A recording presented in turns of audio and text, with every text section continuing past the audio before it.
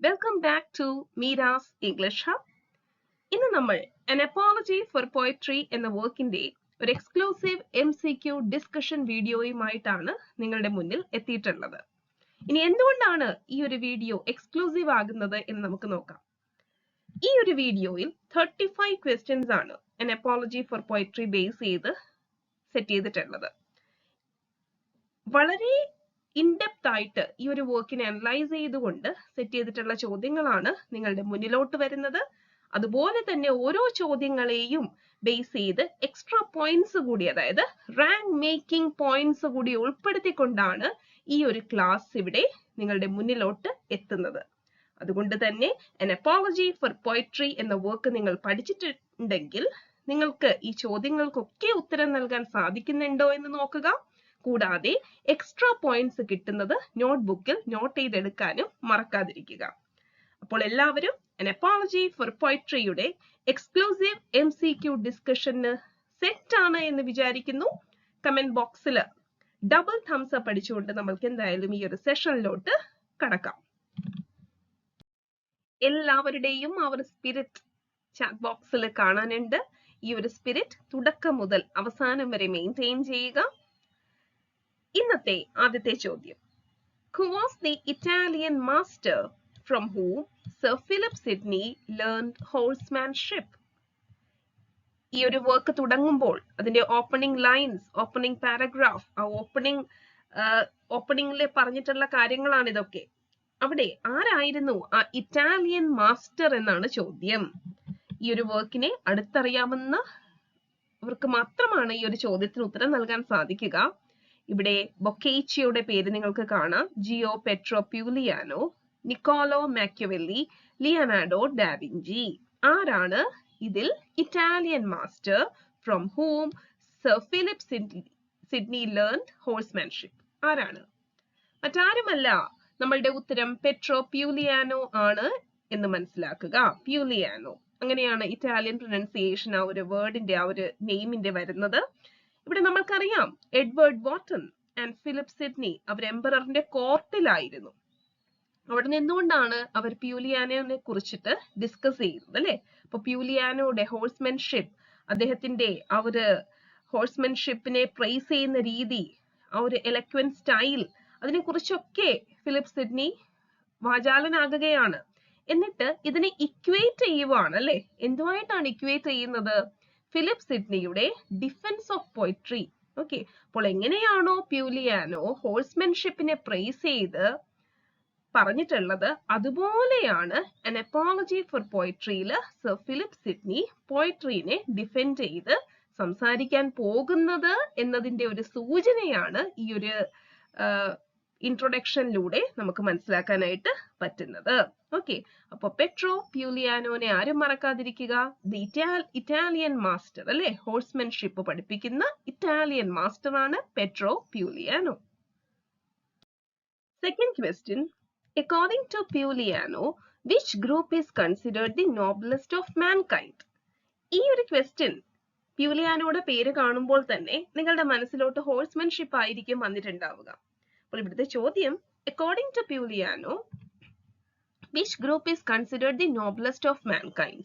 Poets, soldiers, philosophers, merchants ആണ് ഓപ്ഷനിൽ വന്നിട്ടുള്ളത്. Pugliano noblest of the mankind എന്ന് വിശേഷിപ്പിക്കുന്നത് സോൾജിയേഴ്സിനെയാണ്. ഇനി സോൾജിയേഴ്സിലാണെങ്കിലോ ഹോഴ്സ്മെൻ ആണ്. Master of war and ornaments of peace എന്ന രീതിയിൽ അദ്ദേഹം പറയുന്നുണ്ട്. Masters of war and ornaments of peace എന്ന രീതിയിൽ ആരെ വിശേഷിപ്പിക്കുന്നു? ഹോഴ്സ്മെന്നിനെ വിശേഷിപ്പിക്കുന്നു. Masters of war and ornaments of peace എന്ന രീതിയിൽ ഹോഴ്സ്മെന്നിനെ വിശേഷിപ്പിക്കുന്നു. അപ്പോൾ നോബ്ലസ്റ്റ് ഓഫ് മാൻകൈൻഡ് എന്ന് പറയുന്നത് പ്യൂലിയാനോ വിശേഷിപ്പിക്കുന്നത് സോൾജിയേഴ്സിനെയും, സോൾജിയേഴ്സിൽ ആരെയാണ് മാസ്റ്റേഴ്സ് ഓഫ് വാർ എന്നും ഓർണമെന്റ്സ് ഓഫ് പീസ് എന്നും വിശേഷിപ്പിച്ചത്? ഹോഴ്സ്മെന്നിനെയാണ് എന്ന് ഓർക്കുക. ഇത് കൂടാതെ ഹോഴ്സ്മാൻഷിപ്പിനെ ഗവൺമെന്റിന്റെ അഡ്മിനിസ്ട്രേറ്റീവ് സ്കിൽസുമായിട്ട് ഒരു കമ്പാരിസൺ അദ്ദേഹം കൊണ്ടുവരുന്നുണ്ട്. എന്നിട്ട് അദ്ദേഹം പറയുന്നു, ഗവൺമെന്റിന്റെ സ്കിൽസ് എന്ന് പറയുന്നത് ജസ്റ്റ് എന്താണെന്ന് പറയുന്നു? അതെ, കറക്റ്റ് ആണ്. പെഡാൻട്രിയ. നോട്ട് ചെയ്യൂ. പെഡാൻട്രിയ ആണ് എന്ന് പറയുന്നു. ഓക്കെ, ജസ്റ്റ് തിയററ്റിക്കൽ നോളജ് മാത്രമേ ഉള്ളൂ. പ്രാക്ടിക്കൽ സ്കിൽസ് ഒന്നും എവിടെയില്ല. ഗവൺമെന്റിന്റെ അഡ്മിനിസ്ട്രേറ്റീവ് സ്കിൽസിൽ നമുക്ക് കാണാനായിട്ട് പറ്റുന്നില്ല എന്ന് പറയുന്നു. അത് ഹോഴ്സ്മാൻഷിപ്പിനെയും ഗവൺമെന്റിന്റെ സ്കിൽസുമായിട്ട് കമ്പയർ ചെയ്തുകൊണ്ടാണ് ഗവൺമെന്റിന്റെ സ്കിൽസ് വെറും പെഡാൻട്രിയയാണ് എന്ന് അദ്ദേഹം സൂചിപ്പിക്കുന്നത്. ഓക്കെ, അപ്പൊ പ്യൂലിയാനോ നോബ്ലസ്റ്റ് ഓഫ് മാൻകൈൻഡ് എന്ന് വിശേഷിപ്പിച്ചത് സോൾജിയേഴ്സിനെയാണ്. Masters of war and ornaments of peace എന്ന് വിശേഷിപ്പിച്ചത് ഹോഴ്സ്മെന്നിനെയാണ് എന്ന് മറക്കാതിരിക്കുക. Next question, how does Sidney describe poetry in relation to ignorance and developing minds? For poetry in relation to ignorance and developing minds, എങ്ങനെയാണ് Sydney പോയട്രീനെ describe ചെയ്തത്? As a confusion, as a confusing distraction, as the first light giver and nurse, as a tool for only the elite, as an outdated art form. എങ്ങനെയാണ് വിശേഷിപ്പിച്ചത് എന്നതാണ് ചോദ്യം. ഇവിടെ പെട്ടെന്ന് തന്നെ നിങ്ങൾ ആൻസർ പറയുമെന്ന് എനിക്കറിയാം. കമന്റ് ബോക്സിൽ മാക്സിമം ആൻസേഴ്സ് വന്നു കഴിഞ്ഞു. As the first light giver and nurse എന്ന രീതിയിലാണ് സിഡ്നി പോയട്രീനെ വിശേഷിപ്പിച്ചിട്ടുള്ളത് in relation to ignorance and developing minds. ഈ ഫസ്റ്റ് ലൈറ്റ് ഗിവർ എന്ന് പറയുമ്പോൾ നമുക്കറിയാം പോയട്രി ആയിരുന്നു അവരുടെ മൈൻഡിനെ ഇല്യൂമിനേറ്റ് ചെയ്തിട്ടുണ്ടായിരുന്നത്. അവരുടെ മൈൻഡിനെ ഇല്യൂമിനേറ്റ് ചെയ്യുന്നു, തോട്ട്സ് ഡെവലപ്പ് ചെയ്യുന്നു. Nurturing mind. ആ നർച്ചറിങ് മൈൻഡ് എന്ന് പറയുമ്പോഴാണ് നമുക്ക് നേഴ്സ് എന്ന കോൺസെപ്റ്റ് അവിടെ കിട്ടുന്നത്. ഓക്കെ, അതുപോലെ തന്നെ ഇഗ്നോറൻസിൽ നിന്നും നോളജിലോട്ട് എത്തുമ്പോൾ അവിടെയാണ് ഫസ്റ്റ് ലൈറ്റ് ഗിവർ ആവുന്നത്. അവിടെ ഒരു പോയട്രിയുടെ മിൽക്കിനെ കുറിച്ച് പറയുന്നുണ്ട് അല്ലെ. പോയട്രീസ് മിൽക്ക്, അത് it can digest complex subjects എന്ന രീതിയിൽ കൂടി ഫിലിപ്പ് സിഡ്നി പറയുന്നുണ്ട്. അപ്പോൾ ആ ഒരു പോയിന്റ് കൂടി ഓർത്ത് വെക്കുക. അപ്പോൾ ഇവിടെ ഏറ്റവും ഇമ്പോർട്ടന്റ് ആയിട്ടുള്ള ഒരു പോയിന്റ് ആണ് പോയട്രീനെ ഫസ്റ്റ് ലൈറ്റ് ഗിവർ എന്നും നേഴ്സ് എന്നും വിശേഷിപ്പിക്കുന്നു. അതുപോലെ പോയട്രീസ് മിൽക്ക് എന്ന രീതിയിൽ അത് കോംപ്ലക്സ് ആയിട്ടുള്ള ഐഡിയാസിനെ ഡൈജസ്റ്റ് ചെയ്യാനായിട്ട് സഹായിക്കുന്നു എന്ന രീതിയിൽ കൂടി പറയുന്നുണ്ട്. പോയട്രീസ് മിൽക്ക് എന്ന രീതിയിൽ ഒരു കോൺസെപ്റ്റ് ഡിസ്കസ് ചെയ്യുന്നുണ്ട്. അതുകൂടി നോട്ട് ചെയ്ത് വെക്കുക. Next question, what metaphor does Sidney use to criticize ungrateful critics of poetry? Lions and lambs, hedgehogs and vipers, wolves and sheep, eagles and snakes ആണ് ഓപ്ഷനിൽ വന്നിട്ടുള്ളത്. ഈ ഒരു എസ്സേ വായിച്ചിട്ടുള്ളവർക്ക് പെട്ടെന്ന് ഉത്തരം കിട്ടിയിട്ടുണ്ട് അല്ലേ? നമ്മുടെ ചാറ്റ് ബോക്സിൽ നോക്കൂ, മാക്സിമം ആൻസേഴ്സ് എല്ലാവരും പറഞ്ഞു കഴിഞ്ഞു. വളരെ കോൺഫിഡന്റ് ആയിട്ടാണ് ആൻസേഴ്സ് വന്നുകൊണ്ടിരിക്കുന്നത് അല്ലേ? നിങ്ങൾ പറയുന്ന ആൻസേഴ്സ് ഒക്കെ കറക്റ്റ് ആണ്. ഹെഡ്ജ് ഹോഗ് ആൻഡ് വൈപ്പർ ആണ്. Hedgehog and wiper.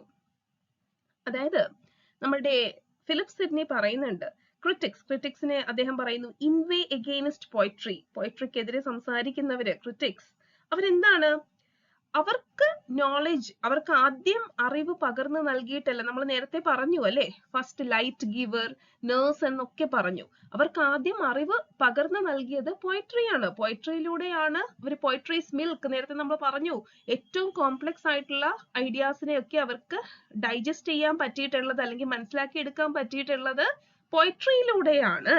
അപ്പോൾ അവർക്ക് അറിവ് പകർന്നു നൽകിയ പോയട്രീനെ ഈ ക്രിറ്റിക്സ് എന്ത് ചെയ്തു? അറ്റാക്ക് ചെയ്യുന്നു. ഓക്കെ, അറ്റാക്ക് ചെയ്യുന്നു. അതുകൊണ്ടാണ് പോയട്രീനെ അറ്റാക്ക് ചെയ്യുന്ന ഇതുപോലെയുള്ള ക്രിറ്റിക്സിനെ അദ്ദേഹം എന്തുമായിട്ട് കമ്പയർ ചെയ്തു? ഹെഡ്ജ് ഹോഗുമായിട്ടും വൈപ്പറുമായിട്ടും കമ്പയർ ചെയ്തിരിക്കുന്നു. ഓക്കെ, അപ്പൊ ഹെഡ്ജ് ഹോഗിനെയും വൈപ്പറിനെയും ഈ ക്രിറ്റിക്സ് എന്ന രീതിയിൽ ഓർത്തിരിക്കുക. അടുത്തത് ഒരു റാങ്ക് മേക്കിംഗ് ക്വസ്റ്റ്യൻ ആണ്. ഈ ഒരു വർക്ക് വ്യക്തമായിട്ട് പഠിച്ചിട്ടുള്ളവർക്കല്ലാതെ ഇതിന് ഉത്തരം നൽകാനായിട്ട് പറ്റില്ല. കാരണം ഈ ഒരു പോയിന്റ് പലപ്പോഴും സ്കിപ്പ് ചെയ്ത് പോവാനായിട്ടുള്ള ചാൻസ് ആണ് കാണുന്നത്. What example does Sidney give to show poetry survival through conquest? Poetry survival through conquest, അതിന് സിഡ്നി പ്രൊവൈഡ് ചെയ്യുന്ന എക്സാമ്പിൾ ഏതാണ് എന്നാണ് ചോദ്യം. ഈ An Apology for Poetry എന്ന വർക്ക് എടുത്ത് നോക്കുകയാണെങ്കിൽ ഒരുപാട് വർക്ക്സിന്റെ മെൻഷൻ കാണാം. പക്ഷെ ഈ വർക്ക്സ് ഒന്നും ഒരിക്കലും എക്സാമിന് അതേപടി ചോദിക്കാനായിട്ടുള്ള ചാൻസ് കുറവാണ്. കാരണം ഒരുപാട് റെഫറൻസസ് ഉണ്ട്. പിന്നെ ഏതെങ്കിലുമൊക്കെ ഒന്നോ രണ്ടോ ഒക്കെ എടുത്ത് ചോദിക്കുന്നതിനപ്പുറം ഒന്നും ചോദിക്കില്ല.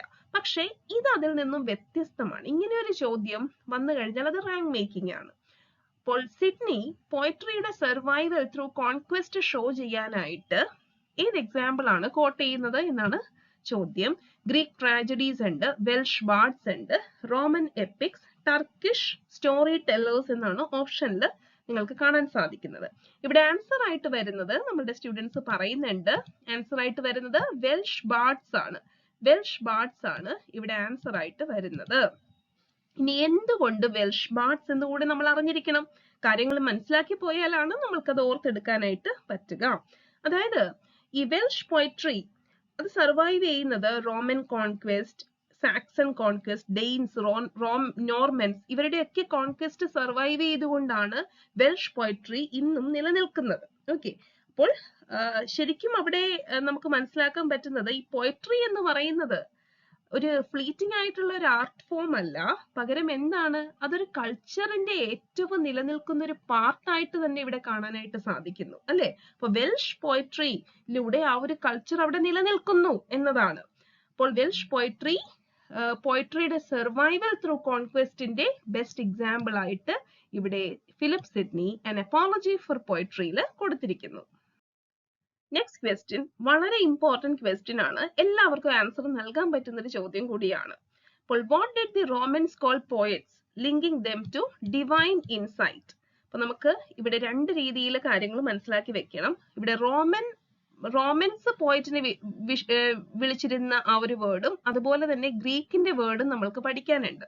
അപ്പോൾ റോമൻസ് ആണ് ഇവിടെ ചോദിച്ചിട്ടുള്ളത്. റോമൻസ് ആണോ ഗ്രീക്ക് ആണോ എന്ന് നമ്മൾ ശ്രദ്ധിച്ചു നോക്കണം, കാരണം രണ്ടും ഓപ്ഷനിലുണ്ട്. ഓക്കെ, അപ്പൊ റോമൻസ് ആയതുകൊണ്ട് നമ്മുടെ ആൻസർ നിസ്സംശയം നമ്മൾക്ക് വെയ്റ്റ്സ് എന്ന രീതിയിൽ പറയാം. അപ്പൊ വെയ്റ്റ്സ് എന്ന് പറയുമ്പോൾ അതിന്റെ മീനിങ് എന്താണ്, ഇവിടെ ക്വസ്റ്റ്യനിൽ തന്നെ കൊടുത്തിട്ടുണ്ട് linking them to divine insight എന്ന് കൊടുത്തിട്ടുണ്ട് അല്ലെ. വെയ്റ്റ്സ് എന്ന് പറയുമ്പോൾ ഡിവൈൻ പ്രൊഫറ്റ്, ഒരു പ്രൊഫറ്റ് കൈൻഡ് ഓഫ് ഒരു സ്റ്റേറ്റസ് ആണ് ആർക്ക് കൊടുത്തിട്ടുള്ളത്, പോയറ്റ്സിന് റോമൻസ് കൊടുത്തിട്ടുള്ളത് എന്നാണ് നമുക്ക് മനസ്സിലാക്കാൻ പറ്റുന്നത്. ആ വാക്കിന്റെ മീനിങ് അതാണ്. ഓക്കെ, ഒരു ഡിവിനിറ്റി അറ്റാച്ച്ഡ് ആണ്. അവിടെ അതിന്റെ എക്സാമ്പിൾ ആയിട്ട് നമ്മൾ വെർജീനിയൻ ലോഡ്സ് എടുക്കുന്ന ഒരു സംഭവം അല്ലെ. വെർജീനിയൻ ലോഡ്സ് അതായത് വെർജിലിന്റെ എയ്നിഡിന്റെ ബുക്ക് ഏതെങ്കിലും ഒരു പേജ് തുറക്കുന്നു, അതിൽ വരുന്ന കാര്യം അത് ഫ്യൂച്ചറിൽ സംഭവിക്കും എന്ന രീതിയിൽ ഒരു സ്റ്റോറിയും കൊടുക്കുന്നുണ്ട്. സ്റ്റോറി ഓഫ് ഗവർണർ അൽബൈനസ് അല്ലെ, അൽബൈനസിന്റെ സ്റ്റോറി കൂടി അവിടെ കൊടുത്തിട്ടുണ്ട്. അപ്പോൾ അതൊക്കെ എന്താണ്, ഒരു ഡിവിനിറ്റി അറ്റാച്ച്ഡ് ആണ്, പോയറ്റ്സുമായിട്ട് ഒരു ഡിവിനിറ്റി അറ്റാച്ച്ഡ് ആണ് എന്ന് ഷോക്കേസ് ചെയ്യുന്ന ഒരു എക്സാമ്പിൾ ആണത്. അപ്പോൾ ഇവിടെ നമ്മൾ മറ്റൊരു പോയിന്റ് കൂടി നോക്കേണ്ടതായിട്ടുണ്ട്. ഗ്രീക്സ് എന്ത് വേർഡ് ആണ് യൂസ് ചെയ്തിട്ടുള്ളത്, ഗ്രീക്സ് പൊയിൻ എന്നൊരു വേർഡ് ആണ് അല്ലെ, POIEIN. ഓക്കെ, പൊയിൻ എന്ന വേർഡ് ആണ്. എന്താണ് ഈ വാക്കിന്റെ അർത്ഥം, എന്താണ് ഈ വാക്കിന്റെ അർത്ഥം? ഇവിടെ പോയറ്റ് ഒരു മേക്കർ ആണ് അല്ലെ, ടു മേക്ക്, ടു ക്രിയേറ്റ്, ഒരു ക്രിയേറ്റർ ആണ്, മേക്കർ ആണ് എന്ന് ഓർക്കുക. മേക്കർ, പോയറ്റ് ഒരു മേക്കർ ആണ് എന്ന് ഓർക്കുക. എവിടെ, ഗ്രീക്ക് അല്ലെ, ഗ്രീക്ക്. ഓക്കെ, അപ്പൊ ഇത്രയും കാര്യങ്ങൾ ഈ ഒരു ക്വസ്റ്റ്യൻ ബേസ് ചെയ്ത് മറക്കാതിരിക്കുക. Next question, how does Sidney contrast the brazen world and the golden world. എങ്ങനെയാണ് സിഡ്നി കോൺട്രാസ്റ്റ് ചെയ്തിട്ടുള്ളത് എന്ന് ചോദിച്ചിരിക്കുന്നു. നമ്മളുടെ ഈ ഒരു വർക്കിലെ An Apology for Poetry എന്ന വർക്കിലെ ഏറ്റവും ഇമ്പോർട്ടന്റ് ആയിട്ടുള്ള ഒരു വരിയാണ് അല്ലെ. അപ്പൊ അതിലെ കീവേർഡ്സ് ഒക്കെ നിങ്ങളുടെ മനസ്സിൽ ഓൾറെഡി ഉണ്ടാകും. ഈ ബ്രേസൺ, ഗോൾഡൻ, ഇംപെർഫെക്റ്റ് എന്ന വേർഡ്സ് ഒക്കെ നിങ്ങളുടെ മനസ്സിൽ ഉറപ്പായിട്ടും ഉണ്ടാവും. അതെ, ആൻസേഴ്സ് വന്നു കഴിഞ്ഞു. അതായത് nature gives us a brazen world എന്നാണ് സിഡ്നി പറയുന്നത്. ബ്രേസൺ വേൾഡ് റിയൽ ആണ്, ബട്ട് ഇറ്റ് ഇസ് ഇംപെർഫെക്റ്റ് ആണ്, ഇംപെർഫെക്റ്റ് ആയിട്ടുള്ള ഒരു വേൾഡ് ആണ്.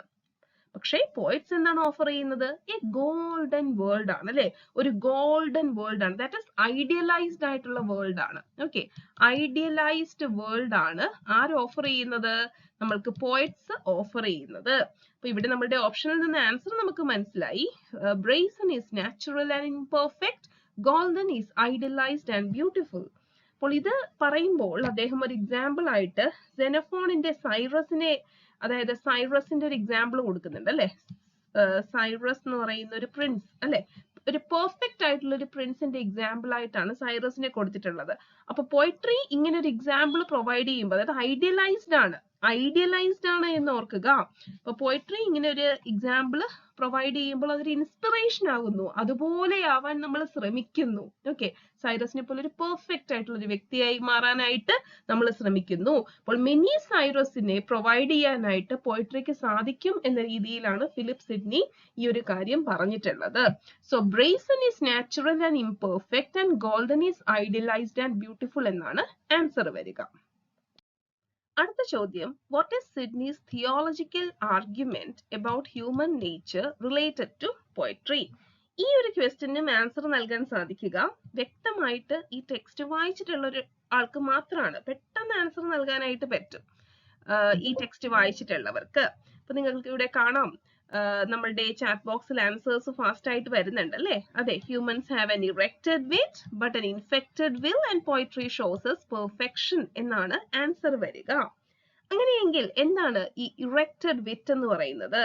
അതായത് we are created by God, നമ്മള് ദൈവത്തിന്റെ ഹെവൻലി ക്രിയേഷൻ ആണ് ഹ്യൂമൻ എന്ന് പറയുന്നത് അല്ലെ, സുപ്രീം ക്രിയേഷൻ ആണ് എന്നതാണ് ഇറക്റ്റഡ് വിറ്റ്. അപ്പൊ നമ്മൾ പെർഫെക്റ്റ് ആണ് അല്ലെ, because we are the creation of God അല്ലെ, അതുകൊണ്ട് നമ്മൾ പെർഫെക്റ്റ് ആണ്, സുപ്രീം ക്രിയേഷൻ ആണ്.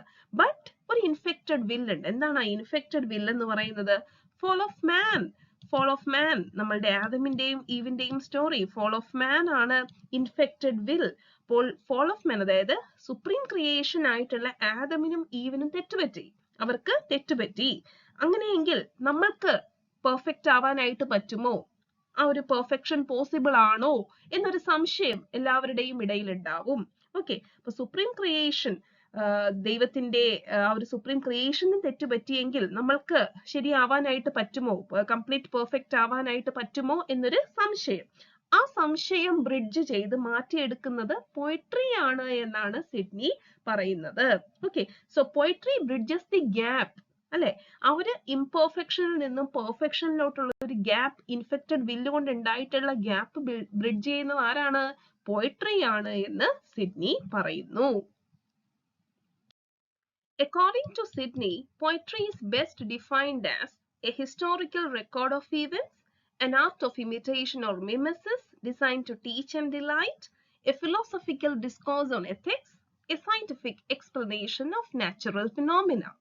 എന്താണ് ഇവിടെ നമ്മൾ poetry is best defined as എന്ന് കാണുമ്പോൾ തന്നെ അരിസ്റ്റോട്ടലിന്റെ ആ ഒരു വേർഡ് അല്ലെ, ആർട്ട് ഓഫ് ഇമിറ്റേഷൻ, മിമെസിസ് എന്ന വേർഡ് ഒക്കെ നമ്മളുടെ മനസ്സിലോട്ട് വരും അല്ലെ.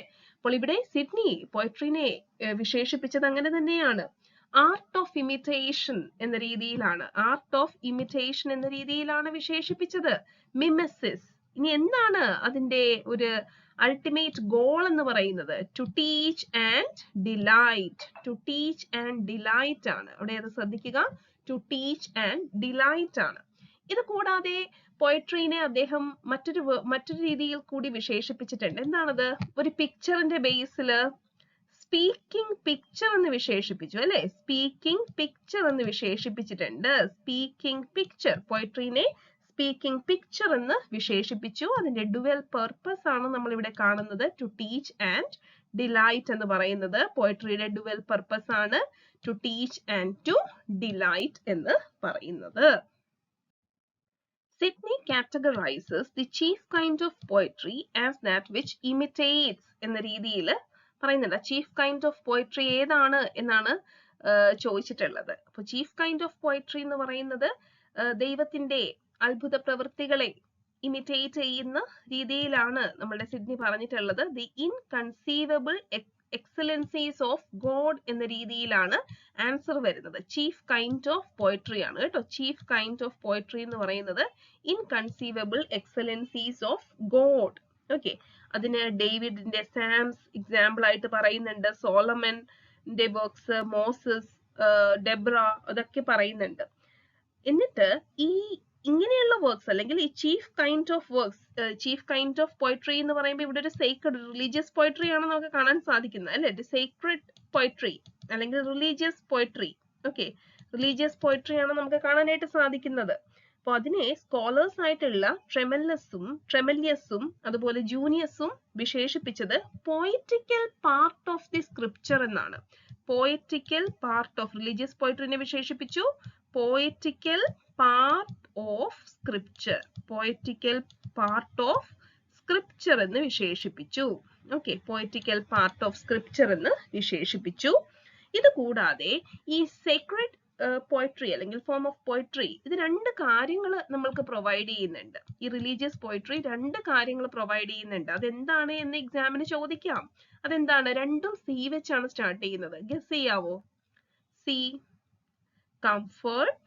റിലീജിയസ് പോയട്രി എന്ന് കേൾക്കുമ്പോൾ തന്നെ ഒരു കംഫർട്ട് പ്രൊവൈഡ് ചെയ്യുന്നു. അതുപോലെ തന്നെ കൺസൊലേഷൻ, അല്ലെ? കംഫർട്ട് ആൻഡ് കൺസൊലേഷൻ എന്തിൽ നിന്നുമാണ്? Sorrowful pangs of sin, sorrowful pangs of സിന്നിൽ നിന്നാണ് കേട്ടോ. Sorrowful pangs of sin, sorrowful pangs of സിന്നിൽ നിന്നും നമ്മൾക്ക് എന്ത് പ്രൊവൈഡ് ചെയ്യുന്നു? കംഫർട്ട് പ്രൊവൈഡ് ചെയ്യുന്നു, കൺസൊലേഷൻ പ്രൊവൈഡ് ചെയ്യുന്നു. സേക്രഡ് പോയട്രി അല്ലെങ്കിൽ റിലീജിയസ് പോയട്രി, ഇതിനെ scholars poetical part of scripture എന്ന് വിശേഷിപ്പിച്ചു. ചീഫ് കൈൻഡ് ഓഫ് പോയട്രി ആയിട്ട് സിഡ്നി ഇതിനെ കാറ്റഗറൈസ് ചെയ്യുന്നു. അടുത്ത ചോദ്യം, Sidney compares poet to painters. വളരെ ഇമ്പോർട്ടന്റ് ആയിട്ടുള്ള ഒരു പോയിന്റ് ആണിത്. What distinguishes the excellent painters from the meaner painters? Excellent paintersനെ meaner paintersനെ എന്താണ് ഡിസ്റ്റിംഗ്വിഷ് ചെയ്യുന്നത് എന്നാണ് ചോദിച്ചിട്ടുള്ളത്.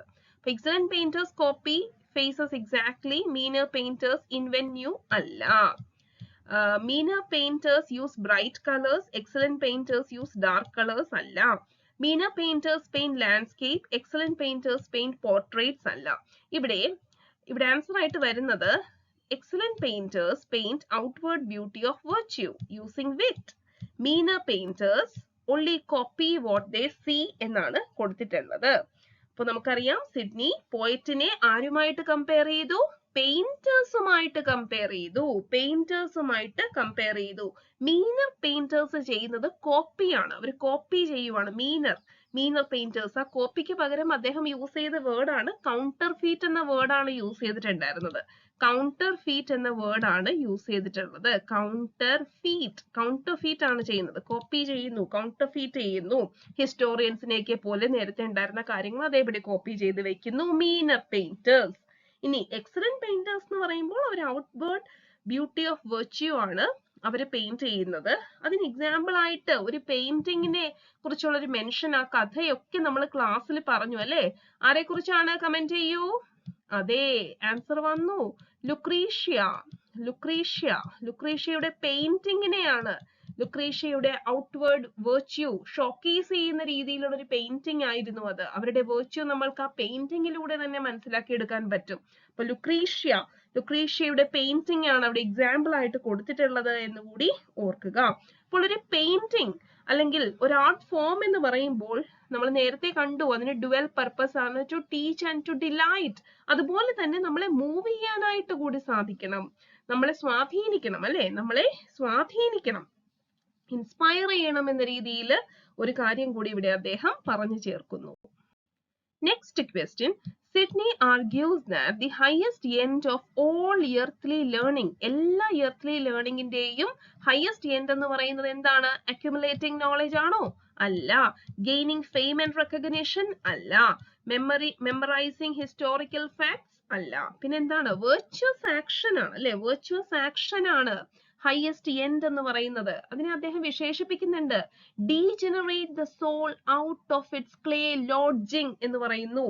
ക്ലേ ലോഡ്ജിങ്ങിൽ നിന്നും ആ ഒരു ആത്മാവിനെ പുറത്തെടുക്കുക എന്ന രീതിയിൽ അദ്ദേഹം വിശേഷിപ്പിക്കുന്നുണ്ട്. വെർച്വസ് ആക്ഷൻ ആണ്, മിയർ അക്കാഡമിക് അണ്ടർസ്റ്റാൻഡിങ് അല്ല highest end of all earthly learning എന്ന് പറയുന്നത്. അതിന് അദ്ദേഹം മറ്റൊരു വാക്ക് കൂടി അവിടെ കൊടുത്തിട്ടുണ്ട്. അത് എന്റെ സ്റ്റുഡൻസ് ആൻസർ പറയും എന്നാണ് ഞാൻ വിശ്വസിക്കുന്നത്. മിസ്ട്രസ് നോളജ് എന്ന് മീൻ ചെയ്യുന്ന ഒരു ടേം നമ്മളുടെ ചാറ്റ് ബോക്സിൽ കാണട്ടെ. മിസ്ട്രസ് നോളജ് എന്ന് മീൻ ചെയ്യുന്ന ഒരു ടേം, മിസ്ട്രസ് നോളജ് എന്താണത്? അതെ കറക്റ്റ് ആണ്, ആർക്കിടെക്ടോണിക് അല്ലെ? ആർക്കിടെക്ടോണിക് എന്നൊരു ടേം എവിടെ കോയിൻ ചെയ്യപ്പെടുന്നു? നമ്മളുടെ സിഡ്നിയുടെ An Apology for Poetry എന്ന വർക്കിൽ കോയിൻ ചെയ്യപ്പെടുന്നു. ആർക്കിടെക്ടോണിക്. ഓക്കെ, ആർക്കിടെക്ടോണിക് എന്നാണ്. അതായത് ഒരു എത്തിക്കൽ ആൻഡ് ഇന്റലക്ച്വൽ പെർഫെക്ഷൻ ആണ് ഇവിടെ മീൻ ചെയ്യുന്നത്. മിസ്ട്രസ് നോളജ് എന്ന രീതിയിലാണ് ഈ വാക്കിന്റെ മീനിങ് വരുന്നത്. ആർക്കിടെക്ടോണിക്. architectonic. Okay, note ചെയ്ത് വെക്കുക. What is Sydney's opinion of philosophers compared to poets? For philosophers provide vivid imagery, poets provide abstract concepts. തെറ്റാണ്. Philosophers are better teachers of virtue than poets. Sydneyനെ base ചെയ്ത് തെറ്റാണ്. Philosophers and poets have identical teaching methods. No. Philosophers offer abstract definitions ആണ് അല്ലെ. abstract ആയിട്ടുള്ള കാര്യങ്ങളാണ് philosophers പറയുന്നത്. and that can be too obscure also. ഒരു ക്ലാരിറ്റി ഉണ്ടാവില്ല അല്ലെ. പക്ഷെ പോയിറ്റ്സ് എന്ന് പറയുന്നത് അങ്ങനെയല്ല. അവരൊരു ഇമാജിനേറ്റീവ് പോർട്രയൽ ആണ്. അത് നമ്മളുടെ വിസ്ഡമിനെ ഇല്യൂമിനേറ്റ് ചെയ്യുന്നു അല്ലെ. അതാണ് നമ്മൾ നേരത്തെയും കണ്ടിരുന്നു. അതുകൊണ്ട് തന്നെ നമ്മളുടെ ഫിലോസഫിക്കൽ പോയിറ്റ്സിനെ നമ്മളുടെ Sidney sweet food of sweetly uttered knowledge എന്ന രീതിയിൽ വിശേഷിപ്പിക്കുന്നുണ്ട്. And wrapped within the fold of the proposed subject എന്ന രീതിയിലും വിശേഷിപ്പിക്കുന്നുണ്ട്. ജസ്റ്റ് ടെക്സ്റ്റിലെ ഫ്രേസസ് ആണിത്. Sweet food of sweetly uttered knowledge ഫിലോസഫീനെയാണ് wrapped within the fold of the proposed subject എന്നും വിശേഷിപ്പിക്കുന്നു. ഓക്കെ, അപ്പോൾ ഇവിടെ ആൻസർ വരുന്നത് നമ്മളുടെ philosophers offer abstract definitions that can be too obscure, while poets provide imaginative portrayals that illuminate wisdom. അടുത്തത് ഹിസ്റ്റോറിയൻസിനെ base ചെയ്തിട്ടുള്ള ഒരു ചോദ്യമാണ്. നമ്മുടെ സ്റ്റുഡൻസിന്റെ മനസ്സിലോട്ട് ആ ഒരു പിക്ചർ വന്നിട്ടുണ്ടാവും അല്ലേ. ഞാൻ ആ ഒരു പിക്ചർ കൊടുത്തിട്ടുണ്ടായിരുന്നു. ഓൾഡ് റെക്കോർഡ്സും ഇതൊക്കെ പിടിച്ചിട്ട് വരുന്ന ഒരു വ്യക്തി അല്ലെ. ആ ഒരു വ്യക്തിയുടെ ഒരു പിക്ചർ ഉണ്ടായിരുന്നു. അപ്പൊ ക്രിയേറ്റേഴ്സ് ഓഫ് മോറൽ ഫേബിൾസ് ആണോ ഇവിടെ ആൻസർ ആയിട്ട് വരുന്നത്? അല്ല, ഹിസ്റ്റോറിയൻസിനെ അങ്ങനെ വിശേഷിപ്പിച്ചിട്ടില്ല. Visionaries who imagine perfect examples എന്നാണോ? അല്ല. Poets who write in verse എന്നാണോ? അല്ല. passionate but reliant on old records and hearsay focused on the past എന്നാണ്. ഫിലിപ്പ് സിഡ്നി ഹിസ്റ്റോറിയൻസിനെ മറ്റൊരു രീതിയിൽ കൂടി വിശേഷിപ്പിക്കുന്നുണ്ട്. ഞാൻ ജസ്റ്റ് ഇവിടെ പറയാം, ശ്രദ്ധിക്കുക. Curious for antiquities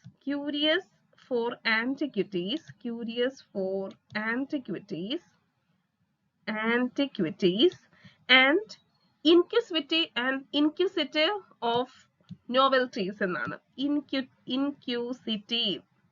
inquisitive of novelties എന്ന രീതിയിൽ വിശേഷിപ്പിക്കുന്നുണ്ട്. അതുപോലെ തന്നെ മറ്റൊരു ഫ്രേസ് കൂടി ഓർക്കുക. ഇതൊക്കെ ചോദ്യങ്ങളായിട്ട് വരാം കേട്ടോ. ടൈറന്റ് ഓഫ് ടേബിൾ ടോക്ക് എന്ന് വിശേഷിപ്പിക്കുന്നതും ആരെ തന്നെയാണ്? ടൈറന്റ് ഓഫ് ടേബിൾ ടോക്ക്. അവിടുന്ന് ഒരു പിക്ചർ കൂടി ഞാൻ ഷെയർ ചെയ്തിട്ടുണ്ടായിരുന്നു ക്ലാസ്സിൽ. ടൈറന്റ് ഓഫ് ടേബിൾ ടോക്ക് എന്ന് വിശേഷിപ്പിക്കുന്നത് ഹിസ്റ്റോറിയൻസിനെയാണ് എന്ന് ഓർക്കുക. Sydney uses the analogy of elephant and the palace to show that philosophical descriptions are more vivid than painting. അങ്ങനെയാണോ?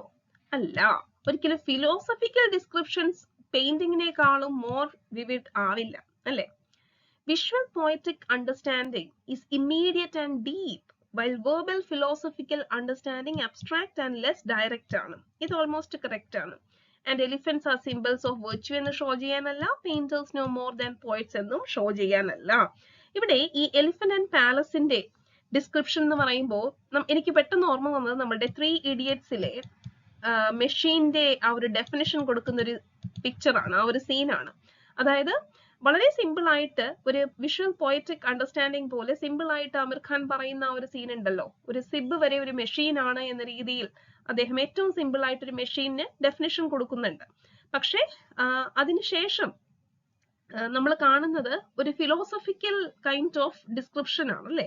Verbal philosophical description. അപ്പോൾ അത് അബ്സ്ട്രാക്റ്റ് ആണ്, ലെസ് ഡയറക്റ്റ് ആണ്. പക്ഷെ പെട്ടെന്ന് മനസ്സിലാക്കാനായിട്ട്, ഇമ്മീഡിയറ്റ് ആൻഡ് ഡീപ്പ് ആയിട്ട് നമുക്ക് മനസ്സിലാക്കാനായിട്ട് എപ്പോഴും വിഷ്വൽ പോയറ്റിക് അണ്ടർസ്റ്റാൻഡിംഗ് ആണ് ബെറ്റർ.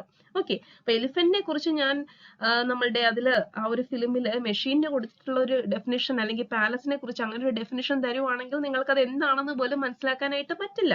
പക്ഷേ പകരം നിങ്ങളൊരു പെയിന്റിംഗ് കാണുന്നു, അപ്പൊ നിങ്ങൾക്കത് പെട്ടെന്ന് ആ കാര്യങ്ങളൊക്കെ മനസ്സിലാക്കി എടുക്കാൻ പറ്റുന്നു. അല്ലെങ്കിൽ ഒരു പോയറ്റിക് കൈൻഡ് ഓഫ് ഡിസ്ക്രിപ്ഷൻ നിങ്ങൾ കാണുകയാണെങ്കിൽ അത് മനസ്സിലാക്കി എടുക്കാനായിട്ട് പറ്റുന്നു. ഈ പോയറ്റിക് വിഷ്വൽ പോയറ്റിക് ഡിസ്ക്രിപ്ഷനും ഫിലോസഫിക്കൽ ഡിസ്ക്രിപ്ഷനും തമ്മിൽ വ്യത്യാസമുണ്ട് എന്ന് സൂചിപ്പിക്കാനാണ് ഇതിവിടെ കൊടുത്തിട്ടുള്ളത്. അല്ലെങ്കിൽ ഫിലോസഫിക്കൽ അണ്ടർസ്റ്റാൻഡിങ് എന്ന് പറയുന്നത് അബ്സ്ട്രാക്റ്റ് ആണ്, ലെസ് ഡയറക്റ്റ് ആണ് എന്ന് സൂചിപ്പിക്കാൻ വേണ്ടിയിട്ടാണ് ഫിലിപ്പ് സിഡ്നി ഇതിവിടെ കൊടുത്തിട്ടുള്ളത് എന്ന് ഓർക്കുക.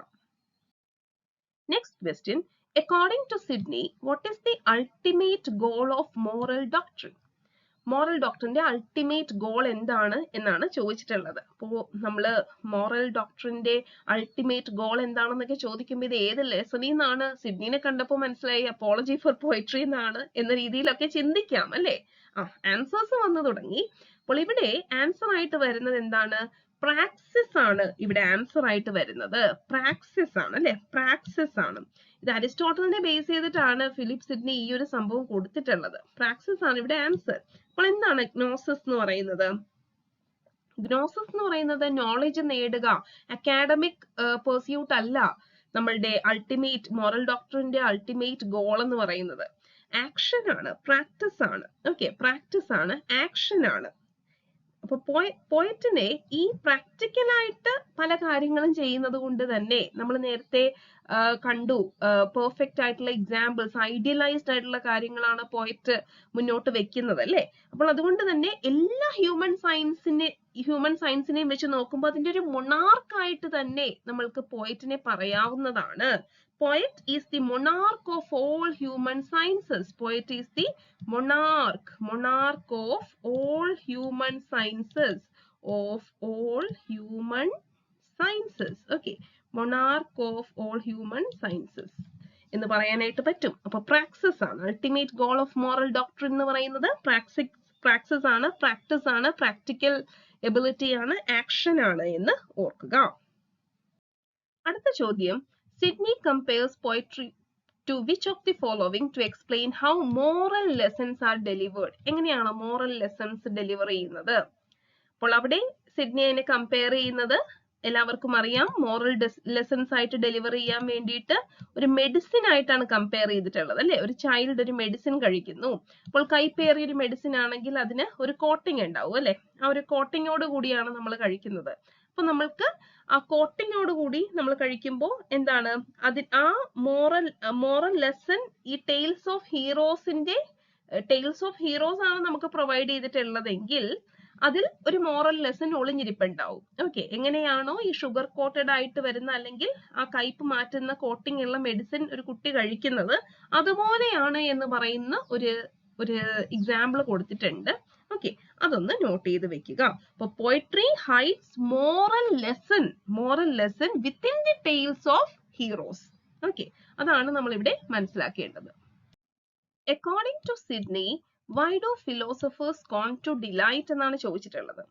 They believe delight is unimportant. Delight ആവശ്യമില്ല എന്ന് അവർ വിശ്വസിക്കുന്നത് കൊണ്ടാണോ? അല്ല. They dislike poetry? അല്ല. They focus on physical sciences? അല്ല. They prefer abstract lessons that do not inspire action. അല്ലെ, അവർ ഫിലോസഫി എന്ന് പറയുമ്പോൾ അബ്സ്ട്രാക്ട് ആയിട്ടുള്ള കോൺസെപ്റ്റുകളാണ്. അവിടെ ആക്ഷൻ ഒരു സാധ്യതയുമില്ല. അപ്പൊ നമ്മളിപ്പോ പ്രാക്സിസ് നമ്മൾ കണ്ടുവല്ലോ, അൾട്ടിമേറ്റ് ഗോൾ ആണ് മോറൽ ഡോക്ടറിന്റെ അൾട്ടിമേറ്റ് ഗോൾ ആയിട്ട് പ്രാക്സിസ് നമ്മൾ കണ്ടു ഒരു ക്വസ്റ്റ്യനിൽ. അപ്പോൾ അതൊക്കെ ആക്ഷൻ ബേസ്ഡ് ആണ്. പക്ഷെ ഫിലോസഫി എന്ന് പറയുന്നത് ഇറ്റ് പ്രിഫേഴ്സ് അബ്സ്ട്രാക്ട് നോളജ് ആണ്, അബ്സ്ട്രാക്ട് ആയിട്ടുള്ള കോൺസെപ്റ്റ് ആണ് അവിടെ കിട്ടുന്നത്. നെക്സ്റ്റ് ക്വസ്റ്റ്യൻ വളരെ ഇമ്പോർട്ടന്റ് ആയിട്ടുള്ള മറ്റൊരു റാങ്ക് മേക്കിംഗ് ക്വസ്റ്റ്യൻ എന്ന് പറയാൻ പറ്റും. Which historical figure does Sydney reference to illustrate that storytelling is more effective than philosophy or oratory? ഏത് ഹിസ്റ്റോറിക്കൽ ഫിഗറിനെയാണ് അദ്ദേഹം കൊണ്ടുവന്നിട്ടുള്ളത്, റെഫർ ചെയ്യുന്നത്? Alexander the Great, Julius Caesar, Menenius Agrippa, Plato, ആരെയാണ് ഇത് ചെയ്യുന്നത് എന്നാണ് ചോദിച്ചിട്ടുള്ളത്. അപ്പൊ സ്റ്റോറി ടെല്ലിംഗ് കൂടുതൽ ഇഫക്റ്റീവ് ആണ് എന്ന് ചൂണ്ടിക്കാണിക്കുന്ന ഒരു എക്സാമ്പിൾ കൊടുത്തിട്ടുണ്ട്. അത് നമ്മളുടെ അഗ്രിപ്പയുടെ എക്സാമ്പിൾ ആണ് കേട്ടോ. അത് നമ്മളുടെ മെനിനിയസ് അഗ്രിപ്പയുടെ എക്സാമ്പിൾ ആണ്. അദ്ദേഹം മനസ്സിലാക്കി, അതായത് കോമൺ പീപ്പിൾ, സാധാരണക്കാരായ മനുഷ്യർക്ക് ഒരിക്കലും കോംപ്ലക്സ് ആയിട്ടുള്ള കാര്യങ്ങളൊന്നും ദഹിക്കത്തില്ല, അത് പെട്ടെന്ന് മനസ്സിലാക്കി എടുക്കാനായിട്ട് പറ്റില്ല. അപ്പോൾ അവർക്ക് ഏത് രീതിയിലാണോ മനസ്സിലാകുന്നത് അതനുസരിച്ചിട്ട് വേണം നമ്മൾ ഓരോ കാര്യം അവതരിപ്പിക്കാനായിട്ട്, അല്ലെ? അപ്പോൾ അദ്ദേഹം എന്ത് ചെയ്തു, സിമ്പിൾ ആയിട്ടുള്ള അലഗോറിക്കൽ ആയിട്ടുള്ള ഒരു സ്റ്റോറി അവതരിപ്പിക്കുന്നുണ്ട്. ആ സ്റ്റോറിയുടെ പേരൊന്ന് കമന്റ് ചെയ്യാവോ? എല്ലാവർക്കും വിശക്കുന്നുണ്ടോ? അതെ, ആൻസേഴ്സ് വന്നു തുടങ്ങിയല്ലേ? അതാണ് ആ സ്റ്റോറിയുടെ പേരെന്താണ്? ഫേബിൾ ഓഫ്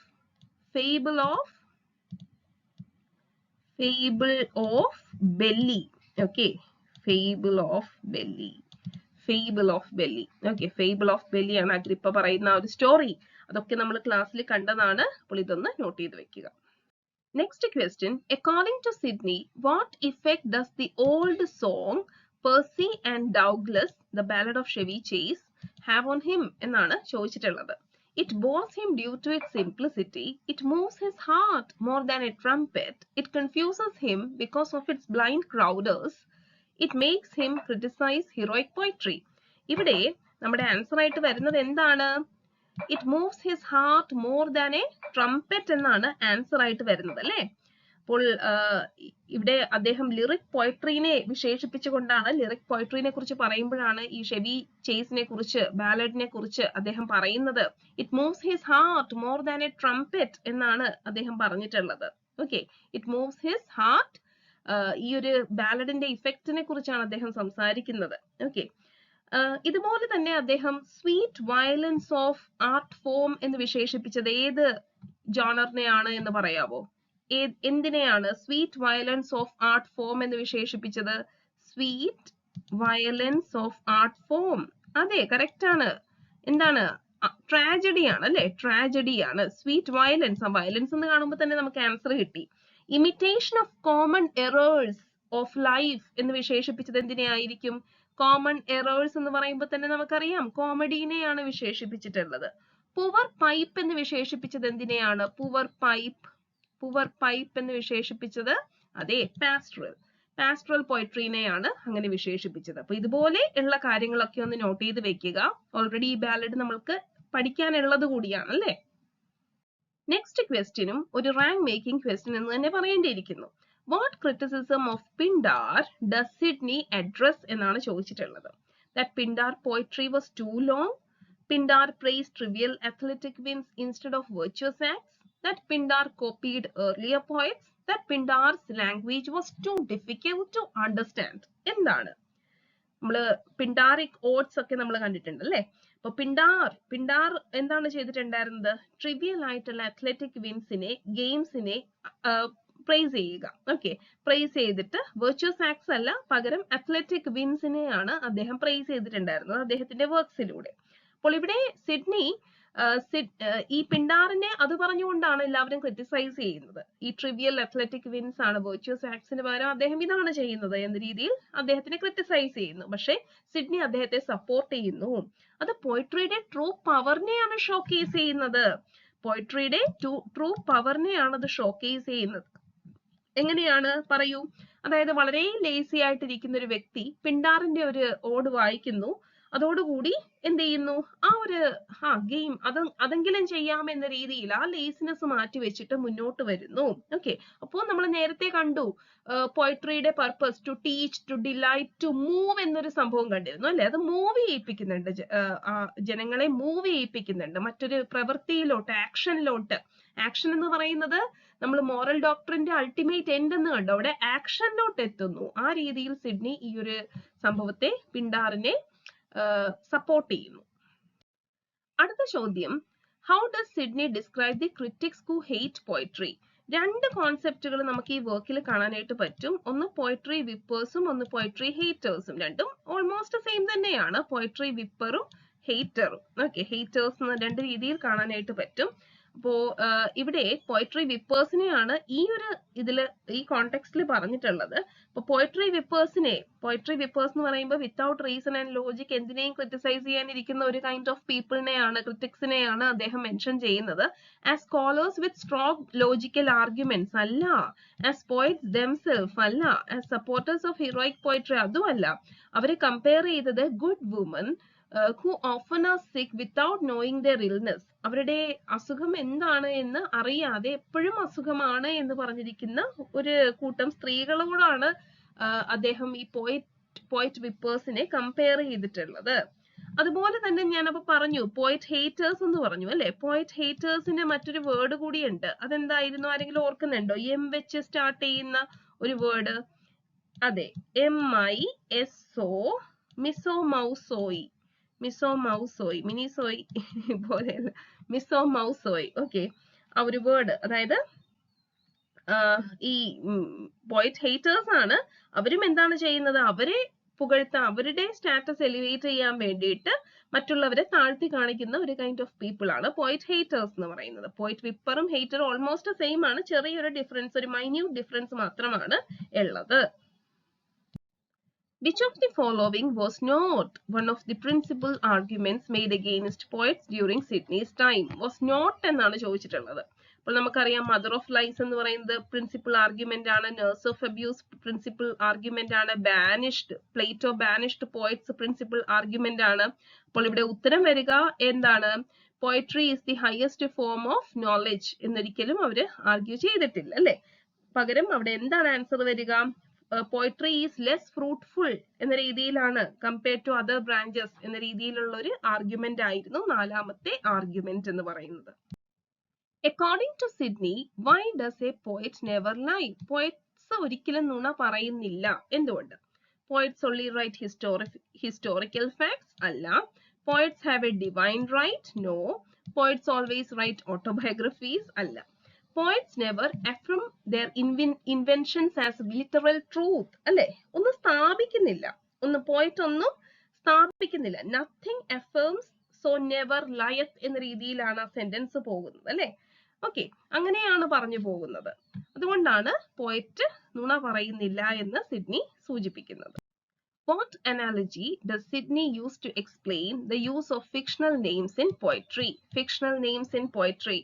ആദ്യം ഒരു ലോ ബേസ്ഡ് ആയിട്ട് പേരുകളെ കുറിച്ചൊക്കെ പറയുന്നുണ്ട്. എന്നിട്ട് നമ്മളുടെ ചെസ്സിന്റെ അനാലജിയാണ് യൂസ് ചെയ്യുന്നത് അല്ലെ. അപ്പൊ ചെസ്സിന്റെ the chess analogy where naming pieces, അതൊരു കൺവെൻഷൻ ആണ്. അത് നുണ പറയുവല്ല, അതൊരു കൺവെൻഷൻ ആണ്, നെസസറി കൺവെൻഷൻ ആണ്. അതായത് ഇപ്പൊ ചെസ് എന്ന് പറയുന്ന ആ ഒരു ഗെയിം കളിക്കുമ്പോൾ ഒരു മോറൽ എക്സാമ്പിൾ ആണ് അവിടെ കൊടുക്കുന്നത്. ഇങ്ങനെയാണ് റൂൾസ് അനുസരിച്ച് അവര് മൂവ് ചെയ്യുന്നു. ആ ഒരു ഡിസിപ്ലിൻ, ഒരു യുദ്ധത്തിൽ വരെ ഒരു കൈൻഡ് ഓഫ് യുദ്ധമാണല്ലോ അത്. അവിടെയും ഒരു ഡിസിപ്ലിൻ, ഓരോരുത്തരായി നിന്നുകൊണ്ട് അത് പാലിക്കുന്നു, ഓരോരുത്തരുടെ ഡ്യൂട്ടി നിർവഹിക്കുന്നു അല്ലെ. അവിടെ ആക്യുറസിക്ക് ഉപരി അവിടെ ആ ഒരു മോറൽ മെസ്സേജ് ആണ് ആ ഗെയിം പ്രൊവൈഡ് ചെയ്യുന്നത് എന്നതാണ് മനസ്സിലാക്കേണ്ടത്. ഇവിടെ ബിഷപ്പിനെയാണ് സൂചിപ്പിക്കുന്നത് അല്ലെ. ചെസ്സിലെ ബിഷപ്പ് എന്ന ആ ഒരു പേര് വെച്ചിട്ടാണ് ആ എക്സാമ്പിൾ പറഞ്ഞിട്ടുള്ളത്. അപ്പോൾ അതൊന്ന് നോട്ട് ചെയ്ത് വെക്കുക. Next question. Sidney compares poetry to which of the following to explain its potential for both good and harm? പോയട്രിക്ക് നല്ല കാര്യങ്ങളും ചെയ്യാൻ പറ്റും, മോശമായിട്ടുള്ള കാര്യങ്ങളും ചിലപ്പോൾ പോയട്രിക്ക് ചെയ്യാൻ പറ്റുക എന്ന് വരാം. അതിനെ സൂചിപ്പിക്കാനായിട്ടൊരു എക്സാമ്പിൾ, ഒരു സംഭവം പോയട്രിനെ കമ്പയർ ചെയ്യുന്നുണ്ട്. അത് എന്തുമായിട്ടാണ് എന്നാണ് ചോദ്യം. ശ്രദ്ധിച്ചു വായിച്ചു നോക്കുമ്പോൾ ഒരുപാട് കമ്പാരിസൺ ഉള്ള ഒരു വർക്കാണ്. അപ്പോൾ ഇവിടെ മെഡിസിൻ ആയിട്ടാണോ കമ്പയർ ചെയ്യുന്നത്, സ്വോർഡ് ആണോ, നീഡിലാണോ, ബുക്കാണോ എന്നാണ് ചോദിച്ചിട്ടുള്ളത്. ഇവിടെ നമ്മളുടെ ആൻസർ അതെ ചാറ്റ് ബോക്സിൽ വന്നു കഴിഞ്ഞു അല്ലെ. സ്വോർഡ് ആണ് ഇവിടെ ആൻസർ ആയിട്ട് വരിക. ഇനി എന്തുകൊണ്ട് സ്വോർഡ് എന്ന് നമുക്ക് നോക്കാം. അതായത് നീഡിൽ വേഴ്സസ് സ്വോർഡ് എന്നൊരു മെറ്റഫർ ഈ ഒരു വർക്കിൽ യൂസ് ചെയ്യുന്നുണ്ട് അല്ലെ. നീഡിൽ വേഴ്സസ് സ്വോർഡ് എന്നൊരു മെറ്റഫർ യൂസ് ചെയ്യുന്നുണ്ട്. നീഡിൽ വേഴ്സസ് സ്വോർഡ് എന്നൊരു മെറ്റഫർ. അപ്പൊ ഇവിടെ പോയട്രീനെ സ്വോർഡുമായിട്ടാണ്, വാളുമായിട്ടാണ് അദ്ദേഹം കമ്പയർ ചെയ്യുന്നത്. ഇപ്പൊ ഒരു നീഡിൽ വെച്ചിട്ട് നമുക്ക് തുന്നാനായിട്ട് പറ്റും. അത് കൂടാതെ ഒന്ന് ഇപ്പൊ ഞാൻ ആരെങ്കിലും ഒന്ന് കുത്തി നോവിക്കാനായിട്ട് ഉപയോഗിക്കുകയാണെങ്കിൽ വലിയ ഹാമൊന്നും മറ്റൊരാൾക്ക് വരുത്താനായിട്ട് നീഡിലിന് സാധിക്കില്ല അല്ലെ. പക്ഷെ സ്വോർഡ് അങ്ങനെയല്ല. നമ്മൾക്ക് ഒരു ഡിഫെൻഡ് ചെയ്യാൻ വേണ്ടിയിട്ടും സ്വോർഡ് ഉപയോഗിക്കാം, ഒരാളെ കൊല്ലാൻ വേണ്ടിയിട്ടും അല്ലെ. എനിക്ക് ഒരാളെ ഉപദ്രവിക്കാൻ വേണ്ടിയിട്ടും ഒരാളെ രക്ഷിക്കാൻ വേണ്ടിയിട്ടും, രക്ഷിക്കാനും ശിക്ഷിക്കാനും കഴിവുള്ള ഒരു ആയുധമായിട്ടാണ് സ്വോർഡിനെ ഇവിടെ അദ്ദേഹം കൊടുത്തിട്ടുള്ളത്. സ്വോർഡുമായിട്ടാണ് പോയട്രീനെ കമ്പയർ ചെയ്യുന്നത് എന്ന് മനസ്സിലാക്കുക. Next question. According to Sidney, what is the doctrine of ignorance in the context of Goth? Story of Goths അതിന്റെ ഭാഗമായിട്ട് ഈ ഗോത്സ് ഒരു ലൈബ്രറി, അവരുടെ എനിമിക്ക് വേണ്ടിയിട്ട് എന്താണ് ഒരു ലൈബ്രറി അവർ നശിപ്പിക്കാതിരുന്നു. എനിമിയുടെ ഒരു ലൈബ്രറി അവര് നശിപ്പിക്കാതിരുന്നിരുന്നു. അത് റെസ്പെക്ട് കൊണ്ടൊന്നും അല്ല. എന്തുകൊണ്ടാണ്? അതായത് ആ ഒരു ലൈബ്രറി നശിപ്പിക്കപ്പെട്ടില്ല എങ്കിൽ ഈ ബുക്സ് വായിച്ച് ഇവർ വളരെ ലേസി ആയിട്ട് ഇരുന്നോളും. അപ്പൊ അവര് പെട്ടെന്ന് കോൺകർ ചെയ്യാനായിട്ട് പറ്റുമെന്നായിരുന്നു ഗോട്സ് വിചാരിച്ചിരുന്നത്. അതിനെയാണ് ഡോക്ട്രിൻ ഓഫ് ഇഗ്നോറൻസ് എന്ന് സിഡ്നി വിശേഷിപ്പിച്ചത്. Okay, so the belief that poetry is the highest form of knowledge അല്ല, the idea that books make people lazy and easy to conquer ആണ് ഇവിടെ ആൻസർ ആയിട്ട് വരുന്നത്. Okay, the argument that poetry should be taught before philosophy അല്ല, the principle that poetry should only be written by philosophers അല്ല, ഇവിടുത്തെ answer the idea that book make people lazy and easier to conquer ആണ്. Next question, what metaphor does Sidney use to mock his opponents who rely on Plato's authority to criticize poetry? അപ്പോൾ നമ്മൾ ഈ ഒരു work വായിച്ചിട്ടുള്ളവർക്ക് അറിയാം, Sydney പ്ലേറ്റോനെ വെച്ചുകൊണ്ട്, അതായത് Plato ഇങ്ങനെ പറഞ്ഞിട്ടുണ്ട് എന്ന് പറഞ്ഞു വരുന്ന ഒരു കൈൻഡ് ഓഫ് ക്രിറ്റിക്സിന്റെ ഒരു കൂട്ടമുണ്ട്. അവരെ മോക്ക് ചെയ്യാൻ വേണ്ടിയിട്ടാണ് അദ്ദേഹം ഈ ഒരു മെറ്റഫർ യൂസ് ചെയ്തിട്ടുള്ളത്. ആ മെറ്റഫർ മറ്റൊന്നുമല്ല, wrapping themselves in lion skin metaphor ആണ് കേട്ടോ. lion skin metaphor ആണ്. lion skin metaphor. ഈ lion skin metaphor എന്ന് പറയുന്നത് പ്ലേറ്റോയുടെ അതോറിറ്റി ഉപയോഗിച്ചുകൊണ്ട് അവരെ ക്രിറ്റിക്സ് എന്ത് ചെയ്യും, അവരെ ഇങ്ങനെ മൂടി വെക്കും, റാപ്പ് ചെയ്ത് വെക്കും. അവരുടെ മണ്ടത്തരങ്ങളൊക്കെ ഇങ്ങനെ മൂടി വെച്ചുകൊണ്ട് പ്ലേറ്റോ പറഞ്ഞു എന്ന രീതിയിൽ വരുന്നു. foolish arguments അവര് പോയിട്രീനെ ബേസ് ചെയ്തിട്ട് കമന്റ് ചെയ്യുന്നു. എന്നിട്ട് പ്ലേറ്റോനെ ഒരു ആവരണം പോലെ ഉപയോഗിക്കുകയും ചെയ്യുന്നു. ഓക്കെ, അപ്പോൾ ഇവിടെ ഈ ഒരു സംഭവം ഓർത്തിരിക്കുക. According to Sidney, what three elements must a true poet combine? ഇത് നമ്മൾ 3 ചിറകുകൾ എന്ന രീതിയിലൊക്കെ നമ്മൾ പറഞ്ഞിരുന്നു അല്ലെ, ഒരു പക്ഷിയുടെ 3 ചിറകുകൾ എന്ന രീതിയിലൊക്കെ നമ്മൾ പറഞ്ഞിട്ടുണ്ടായിരുന്നു. പക്ഷിയെ കണ്ടിട്ട് ആരും പേടിച്ചു പോണ്ട. ഓക്കെ, സോറി, വരച്ചപ്പോ വേറെന്തൊക്കെ ആയിപ്പോയി, ബട്ടർഫ്ലൈ ആയെന്ന് തോന്നുന്നു. ആർട്ട്, ഇമിറ്റേഷൻ ആൻഡ് എക്സസൈസ് ആണ് അല്ലെ. ആർട്ട്, ഇമിറ്റേഷൻ ആൻഡ് എക്സസൈസ് ആണ് നമ്മളുടെ 3 എലിമെന്റ്സ് എന്ന് പറയുന്നത്. Art, imitation and exercise. അവിടെ നമുക്ക് ഇമിറ്റേഷൻ എന്ന് പറയുമ്പോൾ മിമസിസും എക്സസൈസ് എന്ന് പറയുമ്പോൾ പ്രാക്സിസും കാണാൻ സാധിക്കുന്നു അല്ലെ. Praxis. Okay, praxis. Which play does Sidney praise for its moral teaching and classical style? Hamlet, Gorboduc, Macbeth, Romeo and Juliet. അപ്പോൾ ഇവിടെ മോറൽ ടീച്ചിങ്ങിനും ക്ലാസിക്കൽ സ്റ്റൈലിനും വേണ്ടിയിട്ട് ഏത് പ്ലേ ആണ് പ്രൈസ് ചെയ്തത് എന്നാണ് ചോദ്യം. അപ്പോൾ ഗോർബഡക് ആണ് ഇവിടെ ആൻസർ ആയിട്ട് വരുന്നത്. അതായത് ഇംഗ്ലീഷ് ട്രാജഡി ആ ഒരു അതിന്റെ റൂൾസ് ഒന്നും കറക്റ്റ് ആയിട്ട് ഫോളോ ചെയ്യുന്നുണ്ടായിരുന്നില്ല എന്നാണ് സിഡ്നിയുടെ അഭിപ്രായം. അതിന്റെ ഒരു ഓണസ്റ്റ് ആയിട്ടുള്ള സിവിലിറ്റി റൂൾസ് കീപ്പ് ചെയ്യുന്നില്ല, സ്കിൽഫുൾ പോയട്രി യൂസ് ചെയ്യുന്നില്ല. പക്ഷെ ഒരു എക്സെപ്ഷണൽ കേസ് ആയിട്ട് അദ്ദേഹം നോട്ട് ചെയ്തൊരു വർക്കാണ് ഗോർബഡക് എന്ന് പറയുന്നത്. ഇനി ഗോർബഡക്കിൽ ഒരു ഡിഫക്റ്റ് കൂടി അദ്ദേഹം കണ്ടുപിടിച്ചിരുന്നു. അതെന്താണ്? ഗോർബഡക്കിലെ ഡിഫക്റ്റ് എന്താണ്? കമന്റ് ചെയ്യൂ. ഗോർബഡക് എന്ന വർക്കിൽ ഡിഫക്റ്റ് എന്തായിരുന്നു? ഡിഫക്റ്റ് എന്താണ്? അതെ, fails to observe 3 unities. 3 unities observe ചെയ്യുന്നില്ല. 3 unities observe ചെയ്യുന്നില്ല എന്നതാണ് ഗോർബഡക്കിന്റെ ഒരു ഡിഫക്റ്റ് ആയിട്ട് അദ്ദേഹം ചൂണ്ടിക്കാണിക്കുന്നത്.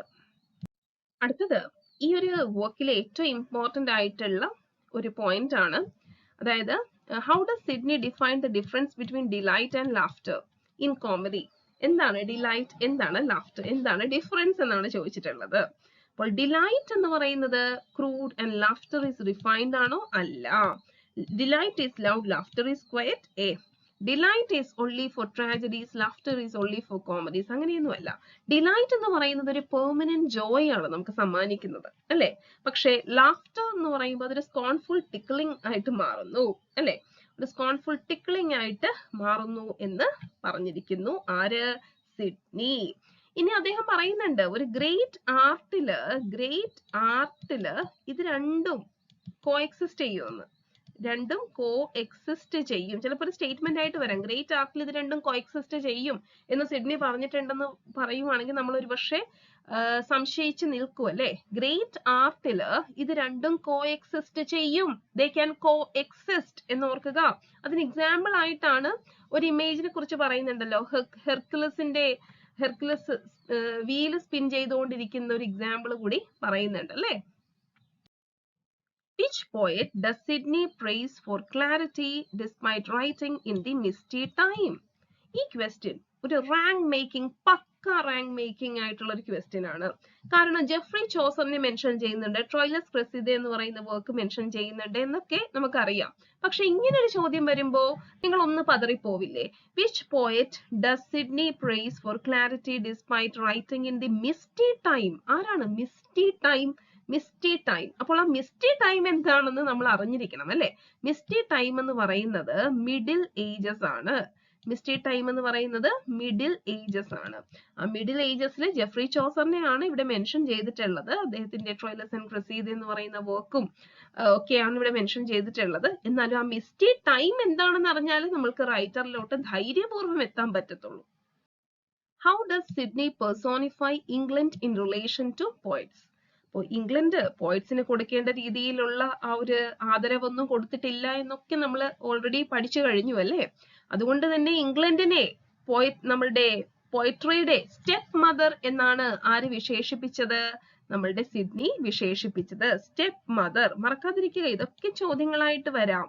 സ്റ്റെപ്പ് മദർ എന്ന് വിശേഷിപ്പിച്ചു. സ്റ്റെപ്പ് മദർ എന്ന് വിശേഷിപ്പിച്ചു. According to Sydney, how did great Roman orators like Mark Antony achieve persuasion? അപ്പോ ഇവിടെ നമുക്കറിയാം true art lies in concealing art എന്നൊരു കോട്ട് നമ്മൾ പഠിച്ചു അല്ലെ. True art lies in concealing art. Lies in concealing art എന്ന് നമ്മൾ പഠിച്ചു. True art lies in concealing art എന്ന് പഠിച്ചു. അപ്പോൾ ഇവിടെ റോമൻ ഒറേറ്റേഴ്സ് അവരൊക്കെ എങ്ങനെയാണ്? നമ്മൾ നേരത്തെ അഗ്രിപ്പയുടെ കാര്യം പറഞ്ഞതുപോലെ അവരുടെ ആ ഒരു നോളജ് ഷോക്കേസ് ചെയ്യുന്നതിന് പകരം മറ്റുള്ളവർക്ക് മനസ്സിലാകുന്ന രീതിയിലാണ് കാര്യങ്ങൾ കൊണ്ടുപോകുന്നത്. ആൾക്കാരിലോട്ട്, ജനങ്ങളിലോട്ട് ഇറങ്ങി ചെല്ലാനുള്ള ഒരു ശ്രമമാണ് അവർ നടത്തുന്നത്. അപ്പൊ complex rhetoric displaying their knowledge ഒക്കെ ഡിസ്പ്ലേ ചെയ്ത് കഴിഞ്ഞ ഒരു പക്ഷേ കോമൺ ആൾക്കാർക്ക് അതൊന്നും മനസ്സിലാക്കാനായിട്ട് പറ്റില്ല അല്ലെ. ഇലാബറേറ്റ് ആയിട്ടുള്ള പോയറ്റിക് ഡിവൈസസ് യൂസ് ചെയ്താലും അത് നടക്കില്ല. appealing only to the elite എന്ന് കൊടുത്താലും അതും നടക്കില്ല. To speak plainly, sensibly to a popular audience അല്ലെ. ജനങ്ങൾക്ക് മനസ്സിലാകുന്ന രീതിയിൽ ജനങ്ങളിൽ ഒരാളായി നിന്നുകൊണ്ട് സംസാരിക്കുമ്പോഴാണ് അവർക്ക് കാര്യങ്ങൾ മനസ്സിലാക്കാനായിട്ട് പറ്റുക. അതാണ് true art lies in concealing art എന്ന രീതിയിൽ പറയുന്നത്. ഇത് കൂടാതെ ഇവിടെ നമ്മൾ ഇംഗ്ലീഷ് ലാംഗ്വേജിന്റെ സുപ്പീരിയോറിറ്റിനെ കുറിച്ച് കൂടി നമ്മുടെ സിഡ്നി ഇതിന്റെ കൂടെ ചേർത്ത് പറഞ്ഞു പോവുകയാണ് ഞാൻ. സുപ്പീരിയോറിറ്റി ബേസ് ചെയ്ത് പറയുന്നുണ്ട്. ഇംഗ്ലീഷ് ലാംഗ്വേജിന് ആ ഒരു ഫ്ലെക്സിബിൾ നേച്ചർ ഉണ്ട് അല്ലെ. അതുകൂടാതെ സിംപ്ലിസിറ്റി, രണ്ട് വാക്കുകൾ, വളരെ ക്രൂഷ്യൽ ആയിട്ടുള്ള രണ്ട് വാക്കുകളാണ് ഈ വർക്കിൽ കൊടുത്തിട്ടുള്ളത്. ഇംഗ്ലീഷ് ലാംഗ്വേജിന്റെ സുപ്പീരിയോറിറ്റി എന്തുകൊണ്ടാണ്? അതിന്റെ ഫ്ലെക്സിബിലിറ്റി കൊണ്ടാണ്, അതിന്റെ സിംപ്ലിസിറ്റി കൊണ്ടാണ് അല്ലെ. പിന്നെ ഇംഗ്ലീഷ് ലാംഗ്വേജ് എന്ന് പറയുന്നത് ഒരു മിങ്കിൾഡ് ലാംഗ്വേജ് ആണ് എന്ന് പറയുന്നുണ്ട്. മിങ്കിൾഡ് ലാംഗ്വേജ് ആണ് എന്ന് കൂടി പറയുന്നുണ്ട്. അതുകൂടി ഒന്ന് നോട്ട് ചെയ്ത് വെക്കൂ. What feature of English grammar does Sydney praise as superior to Latin? അപ്പോൾ ഇംഗ്ലീഷ് ഭാഷയെ കുറിച്ച് ഒരുപാട് കാര്യങ്ങൾ ഈ ഒരു വർക്കിന്റെ അവസാനത്തിൽ നമ്മുടെ സിഡ്നി ഡിസ്കസ് ചെയ്യുന്നുണ്ട്. അപ്പോൾ എന്താണ് ഇംഗ്ലീഷ് ഗ്രാമറിനെ പ്രൈസ് ചെയ്തുകൊണ്ട് ലാറ്റിനേക്കാളും മികച്ചതാണ് എന്ന് പറയാനായിട്ട് കാരണം? അതിന്റെ കോംപ്ലക്സ് ജെൻഡർ സിസ്റ്റം കൊണ്ടാണോ? അല്ല. verb moods കൊണ്ടാണോ? അല്ല. എക്സ്റ്റെൻസീവ് കേസ് സിസ്റ്റം കൊണ്ടാണോ? അല്ല. its use of compound words formed by joining 2 or 3 words. അതുകൊണ്ടാണ് പറയുന്നത്. ഓക്കെ, അതുകൊണ്ടാണ് പറയുന്നത് എന്ന് ഓർക്കുക. സുപ്പീരിയർ ആണെന്ന്, ലാറ്റിനേക്കാളും സുപ്പീരിയർ ആണെന്ന് പറയാൻ കാരണം. ഇന്നത്തെ അവസാനത്തെ ചോദ്യമാണ്, why does Sydney consider English superior to Italian, Dutch, French and Spanish? അപ്പോൾ എന്തുകൊണ്ടാണ് എന്നതാണ്. It has more vowels than any other language. അല്ല. It is the only language with genders. It has no rhyme scheme. ഇതൊന്നും അല്ല. കാരണം English ഭാഷ ആ ഒരു ഇറ്റാലിയൻ ഭാഷയിലുള്ള വൗവൽ എക്സസ് അവോയ്ഡ് ചെയ്യുന്നു. അതുപോലെ തന്നെ ഡച്ച് ഭാഷയിൽ ഹെവി കൺസോണൻസിന്റെ യൂസ് നമുക്ക് കാണാനായിട്ട് പറ്റും. അതുകൊണ്ട് തന്നെ ഒരു ഈ കൺസോണൻസിന്റെ ഹെവി യൂസേജ് ഉള്ളത് കൊണ്ട് തന്നെ ഒരു സ്വീറ്റ് ആയിട്ടുള്ള ഒരു സ്ലൈഡിങ് ഫ്ലോ ഇല്ല. Okay, and lax French and സ്പാനിഷിന്റെ ആ ഒരു ആക്സെൻച്വൽ ഡെഫിഷ്യൻസീസ് ഒന്നും ഇംഗ്ലീഷിൽ നമുക്ക് കാണാൻ പറ്റില്ല. ഓക്കെ, അതുകൊണ്ടാണ് ഇംഗ്ലീഷ് ഭാഷ ഇറ്റാലിയൻ ലാംഗ്വേജിനേക്കാളും ഡച്ചിനേക്കാളും ഫ്രഞ്ചിനേക്കാളും സ്പാനിഷിനേക്കാളും സുപ്പീരിയർ ആണ് എന്ന് നമ്മളുടെ ഫിലിപ്പ് സിഡ്നി പറയുന്നത്. ഇന്നത്തെ ക്ലാസ്സിൽ നമ്മൾ 36 ചോദ്യങ്ങളാണ് ഡിസ്കസ് ചെയ്തത്. പക്ഷെ അതിന്റെ ഒപ്പം ഒരുപാട് പോയിന്റ്സ്, ഒരു 2 പോയിന്റ്സ് എങ്കിലും ഒരു ചോദ്യത്തിൽ നമ്മൾ പറയാതെ പോയിട്ടില്ല. അങ്ങനെയെങ്കിൽ നമ്മൾ ഇന്ന് മൊത്തം ഒരു 72ഓളം പോയിന്റ്സ് ആണ് ഡിസ്കസ് ചെയ്ത് പോയിട്ടുള്ളത്. അതുകൊണ്ട് തന്നെ ഈ ഒരു വീഡിയോ നിങ്ങൾ സേവ് ചെയ്ത് വെച്ചോളൂ, നിങ്ങൾക്ക് വളരെ ഉപകാരപ്രദമാകും. അപ്പൊ ഇതുപോലെയുള്ള ക്ലാസ്സസ് നിങ്ങൾക്ക് ക്രിറ്റിസിസത്തിനും മറ്റ് സബ്ജക്ട്സിനും ഒക്കെ വേണമെന്നുണ്ടെങ്കിൽ നിങ്ങൾക്ക് മിരാസ് ഇംഗ്ലീഷ് ഹബിൽ ജോയിൻ ചെയ്യാവുന്നതാണ്. SSSTയുടെ ഏറ്റവും മികച്ച കോച്ചിങ് ഏറ്റവും കുറഞ്ഞ റേറ്റിൽ നമ്മൾ കൊടുക്കുന്നുണ്ട്. അതനുസരിച്ചിട്ട് നിങ്ങൾക്ക് ഡിസ്ക്രിപ്ഷൻ ബോക്സ് ചെക്ക് ചെയ്ത്, അതുപോലെ തന്നെ നമ്മളുടെ ഒരു ടെലിഗ്രാം ചാനൽ ഉണ്ട്, അതിലും ജോയിൻ ചെയ്യുക. ബാക്കി അപ്ഡേറ്റ്സും കാര്യങ്ങളും ഒക്കെ നിങ്ങൾക്ക് അവിടെ ലഭ്യമാകുന്നതാണ്. സോ ഇന്നത്തെ ഈ ഒരു ക്ലാസ് നിങ്ങൾക്ക് വളരെയധികം യൂസ്ഫുൾ ആയി എന്ന് വിശ്വസിക്കുന്നു. എല്ലാവരും കമന്റ് ബോക്സിൽ ഇതുപോലെ മറ്റു വീഡിയോസും മറ്റു ടോപ്പിക്സിലും നിങ്ങൾക്ക് ക്ലാസ് വേണമെങ്കിൽ നിങ്ങൾ രേഖപ്പെടുത്തുക. അതനുസരിച്ച് നമ്മൾ കാര്യങ്ങൾ ചെയ്യുന്നതായിരിക്കും. So thank you so much and happy learning.